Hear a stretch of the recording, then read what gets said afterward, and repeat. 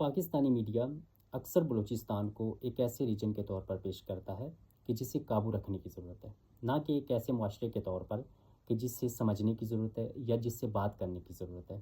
یہ colonial mind set مختلف طریقوں سے نظر آتا ہے۔ بلوچستان کو اس کے اندر سے نہیں بلکہ لاہور، کراچی، اسلام آباد کی نگاہ سے دیکھنا، صوبے کو بنیادی طور پر سیکیورٹی، ریاستی مفادات کے تناظر میں پیش کرنا، بلوچ لوگوں کے لیے آواز اٹھانا مگر خود ان کو بولنے کے حوالے سے جگہ نہ دینا، بلوچستان کو ہمیشہ پسماندہ، پریشان، خطرناک خطہ قرار دینا، یہ ایک ایسی ہی ریپریزنٹیشن ہے جو کلونیل ایرا میں دکھائی جاتی تھی، جہاں دور دراز علاقوں کو ہمیشہ پرابلمیٹک ایریاز کے طور پر پیش کیا جاتا تھا کہ جنہیں کنٹرول اور انتظام کی ضرورت ہے، نہ کہ ایک ایسی کمیونٹی کے طور پر کہ جو اپنی آواز، سوچ، فکر اور پولیٹیکل ڈیمانڈز رکھتی ہیں۔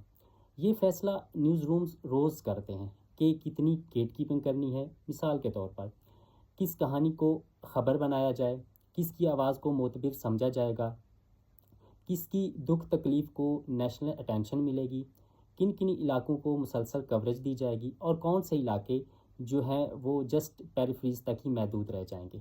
اب چونکہ پاکستان کے بڑے بڑے نیوز رومز بڑے بڑے شہروں میں منعقد ہے، اس لیے دور دراز علاقوں کے مسائل نیشنل کنورسیشن میں جگہ ہی نہیں بنا پاتے۔ نتیجتاً پاکستان کا نصف رقبہ رکھنے والے صوبے کے حوالے سے پاکستانی زیادہ انفارمیشن نہیں رکھتے۔ تو اب یہ مسئلہ اتنا اہم کیوں ہے؟ جب مسلسل ایک خطے کو کم اہمیت دی جائے تو اس کی جگہ تو وہاں سمجھ بوجھ کی جگہ دقیانوسی پرسیپشن لے لیتی ہے، اور پھر انسانی تکلیف، دکھ، درد کو نظر انداز کرنا بہت آسان ہو جاتا ہے، اور جب حالات مزید خراب ہوتے ہیں تو لوگ حیران ہو جاتے ہیں کیونکہ انہوں نے مسائل کی جڑوں کو دیکھا ہی نہیں ہوتا۔